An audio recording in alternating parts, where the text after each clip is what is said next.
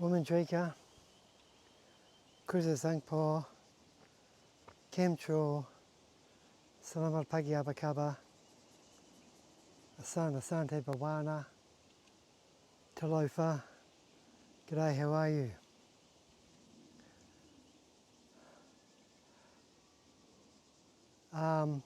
Today's video, it's going to be a part 2. I think that's probably the best course of action with regards to the topic, what is a Bigfoot? Now, I think first and foremost, twofold. First and foremost, don't be put off by rubbish on other YouTube channels. Don't be disheartened by not finding the right channel to seek truth and information with regards to these humans. And as I said before, they are humans. And interesting, I was watching what I uploaded yesterday with regards to yesterday's video. I said the proof is out there. Well, obviously the proof is out there. I've seen them, and Scott Carpenter, his channel, that's one of the channels I want you to watch as well. Scott Carpenter, as well as another channel, The Facts, F-A-C-T-S, The Facts by How to Hunt. And that guy on The Facts by How to Hunt, his name is Steve Isdall. Both in the, well, I think Steve's in the United States and Scott is in Canada.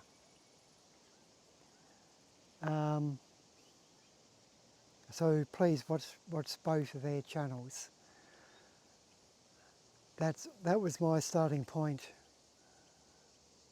with regard to knowledge. Interesting how I said how there's ample evidence. What the hell is that? Little fishing line. Bloody ducks are going to get caught up in that. Don't litter, people. Bloody fishing line. Put that down.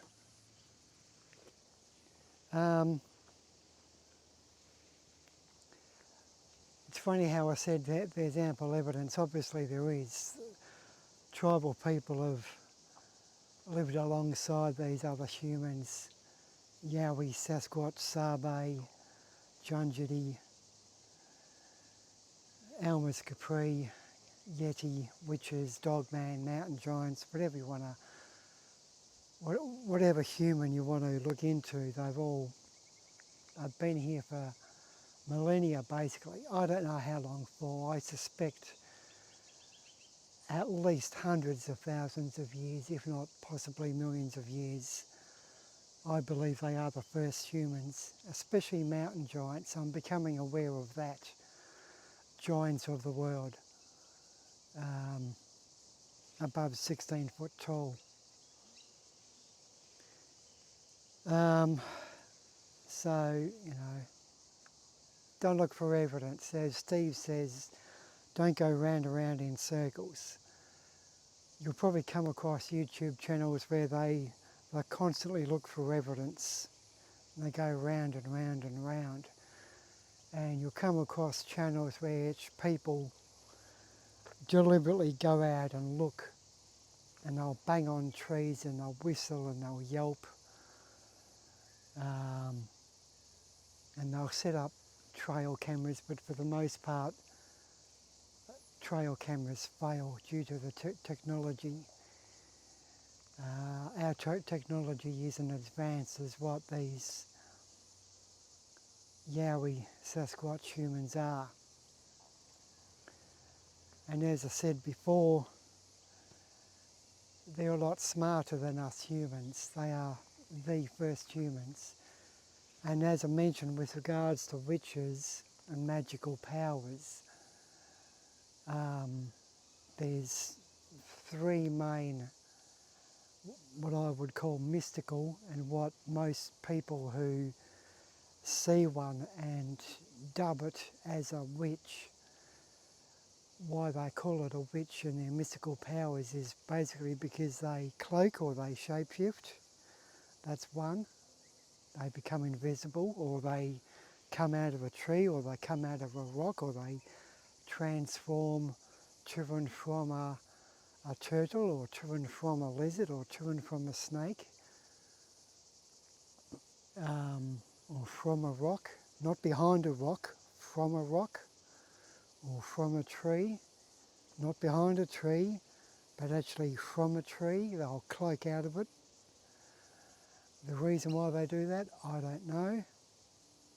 So they shapeshift and cloak, that's one. One main mystical, magical feature of them. Another one is mind speak, where you'll hear a voice in your head. Not like what I have experienced when I have heard a voice directly next to me, out loud. That's called clairaudence. I've had clairaudence twice. This is mind speak. It speaks in your mind. And basically, if you're walking through the bush, or you're fishing, or you're hunting, or whatever, and you'll hear mind speak, and basically you'll hear a voice saying in your head, stop, don't go any further, get out of here, don't come near me, something like that.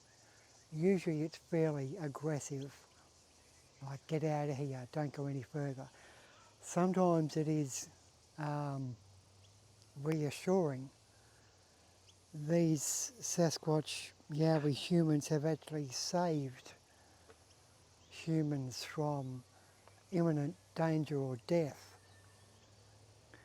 One story I've heard is how a logger was trapped under logs, fallen logs. I think he was loading a truck or something, tying it on with straps or tying it on with trains, and the logs fell and he was crushed on his legs, or she, I'm not too sure if it was a male or female, but they were crushed, and a Sasquatch came out of the bush and lifted a log up and saved the human. So they can save humans. They aren't all bad. But in saying that, because they're so powerful and strong and smart, intelligent, etc., always err on the caution.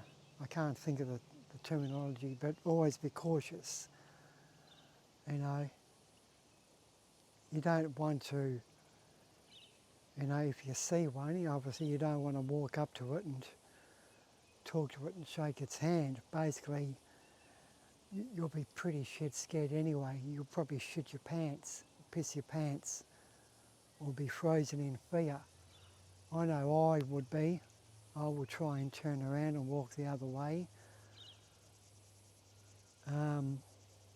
But yeah, the first magical power as such is cloaking or shapeshifting. Second is mind speak. And the third is, what is the third?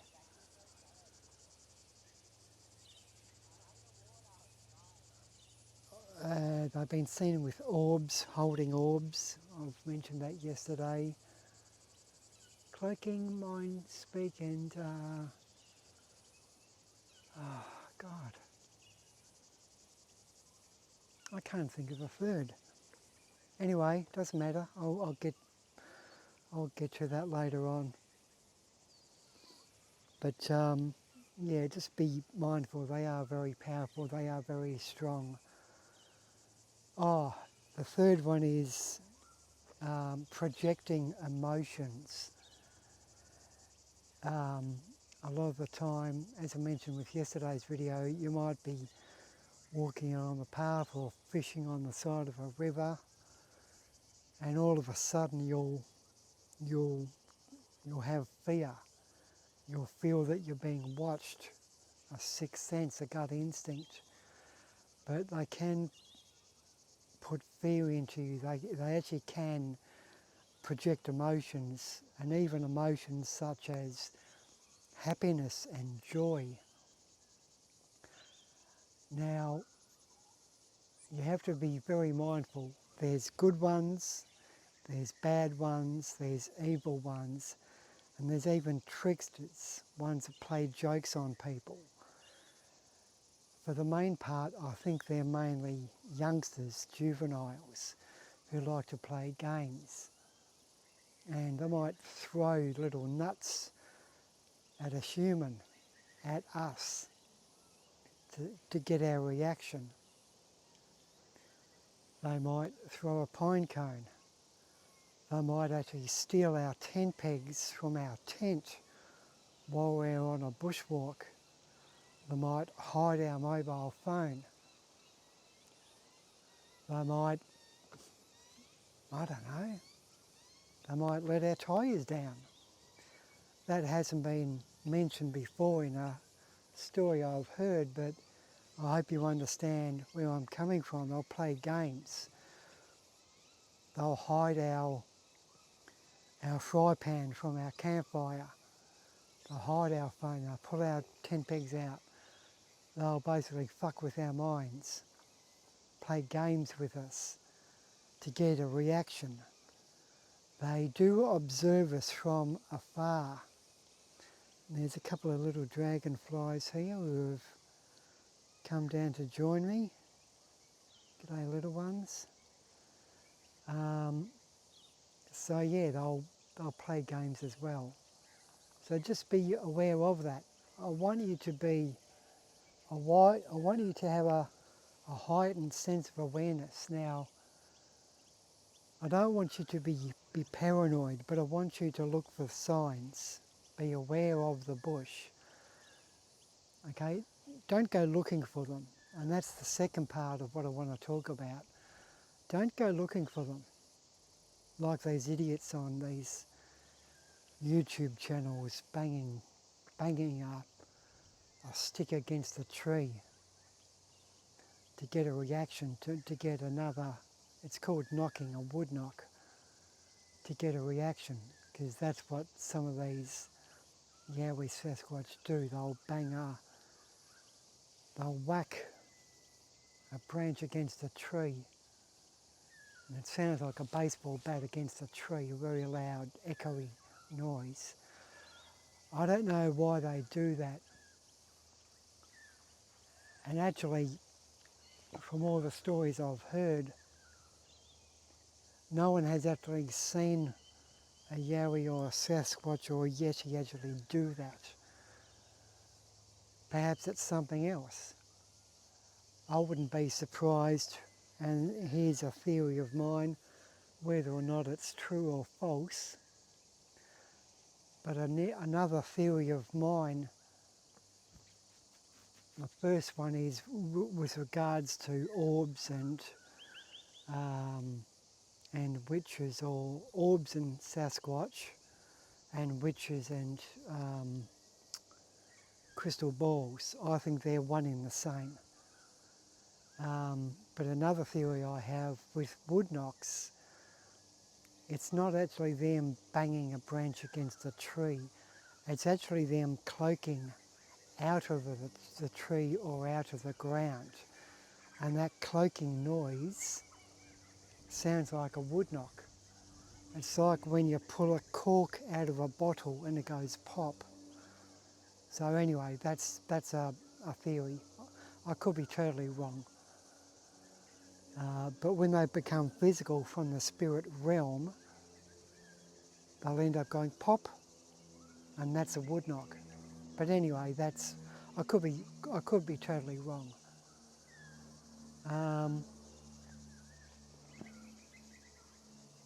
Yeah, but with today's video, and I want to keep it short. Been speaking for 14 minutes. I want to make these videos 20 minutes or less for upload time. But first and foremost, don't look for them. But be aware of their signs, be aware of tree structures, horizontal branches or an X made of two trees leaning against each other, or an arch or a weird pyramid structure with massive branches on which no human can make. Be observant of footprints. Most of the time footprints are pretty rare, but even especially noises, pick up on noises. Um, that's what I've learnt. You can pick up a lot with listening.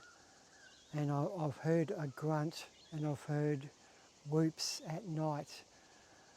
But be aware of sounds of the bush, even if it isn't a yowie or a Sasquatch. You might hear a rustle in the leaves. And even today, before I had a swim, I heard a very faint rustle in the dried leaves, and it turned out to be a snake, and I ended up filming it. I'll probably add that snake at the end of this video. It was only like a metre tall. I don't know what type of snake it was. I aren't very good with wildlife as such. You might think I am, but I'm really not.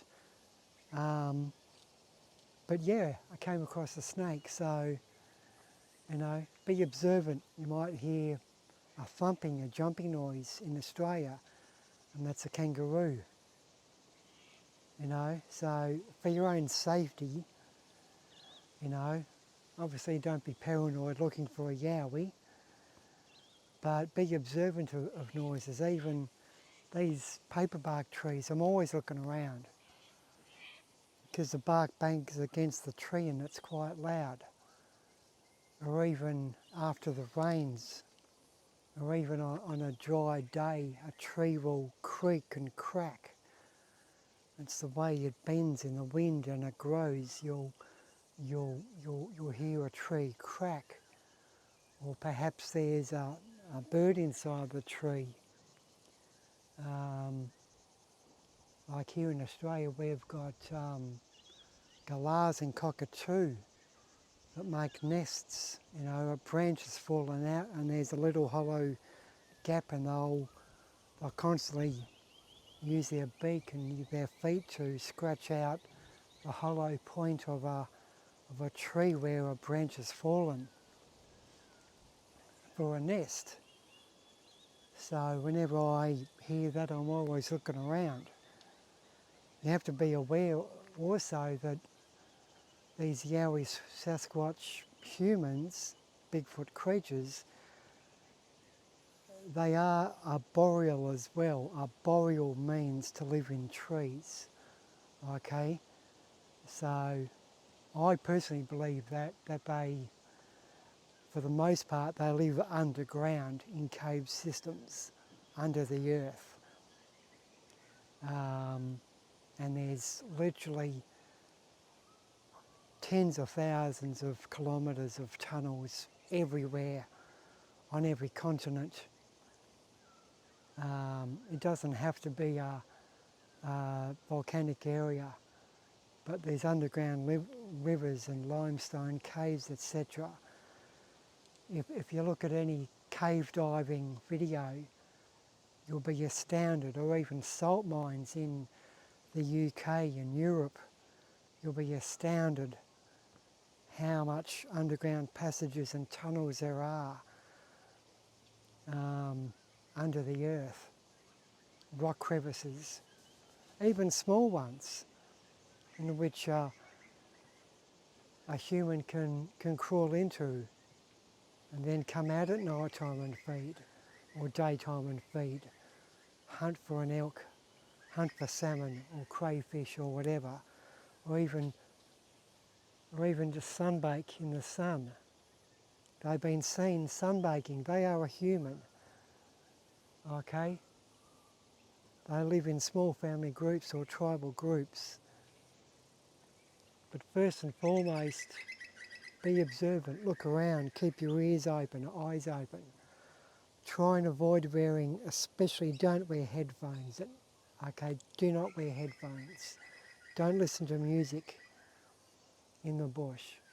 Whether it's a speaker or a headphone, don't play music. If you have to answer a mobile phone or a CB radio, I understand. But when you're walking or you're fishing, don't listen to music. Be observant of the environment. As I said before, it might not be a yowie, but it could be a kangaroo, it could be a silverback gorilla, it could be a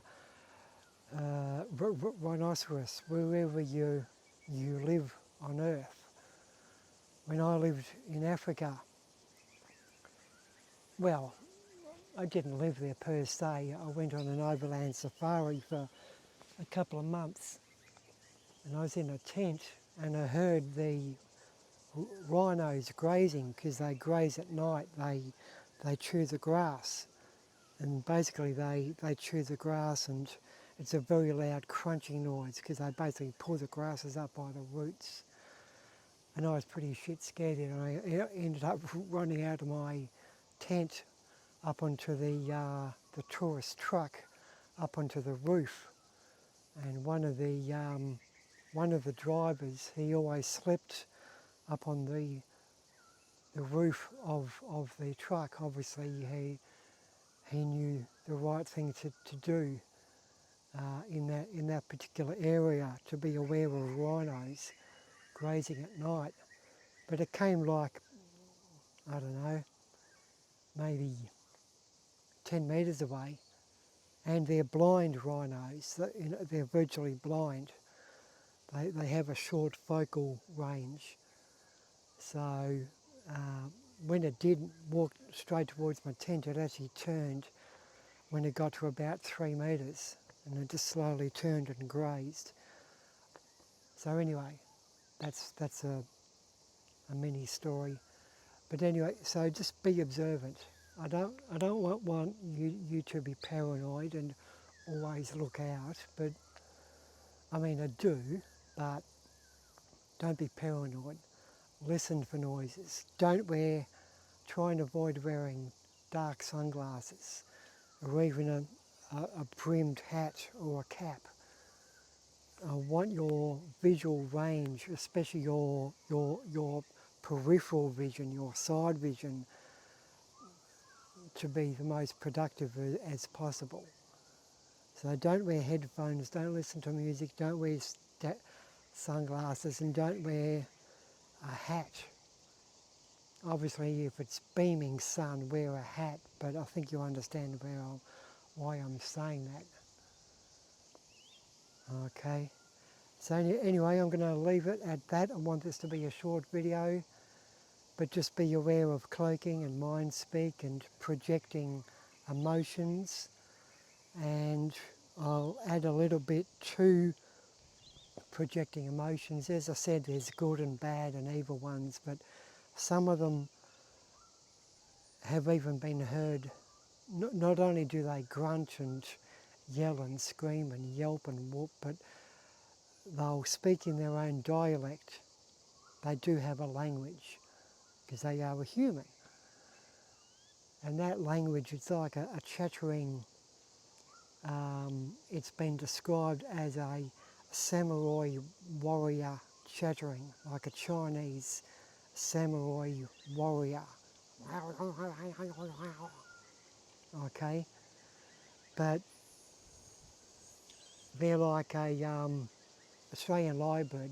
They do imitate noises. They do imitate owls or bird calls. So you might hear a bird or an owl hoot, but it's actually a Sasquatch or a Yowie or a Yeti, okay?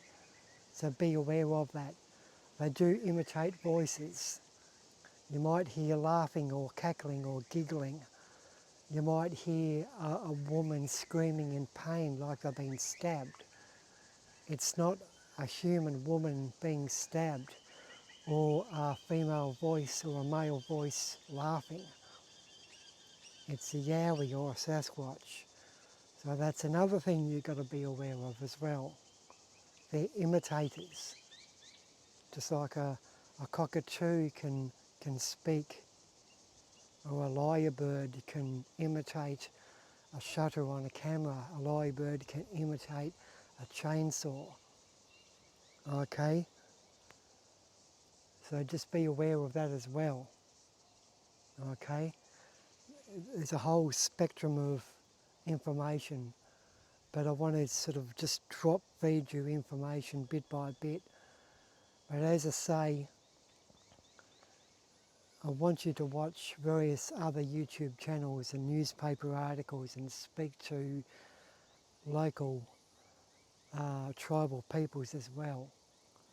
Okay, but two excellent channels, no bullshit channels, are the Facts by How to Hunt and Scott Carpenter.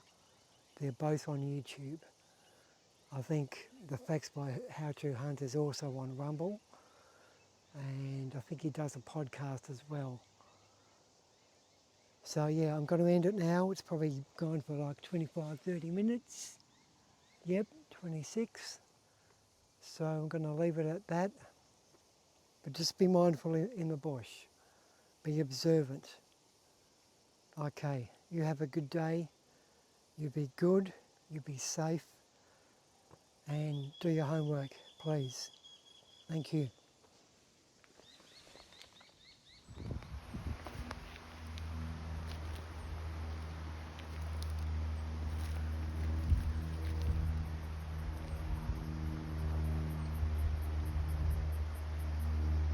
Hello, snake.